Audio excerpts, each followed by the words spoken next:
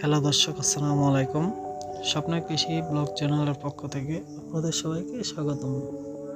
তো প্রিয় বন্ধুরা, আপনাদেরকে আবার নতুন একটা ভিডিওতে আমন্ত্রণ। আজকে আপনাদেরকে বিশাল বড় আকৃতি একটি রেগরু বিক্রি হচ্ছে সেটার একটা ভিডিও, কিন্তু ক্রেতা হচ্ছে আমাদের পুলিশ কমিশনার। দেখতে পাচ্ছেন সে নিজে এখানে আসছে একটা গরু কোরবানির জন্য, একটা গরু দেখতে।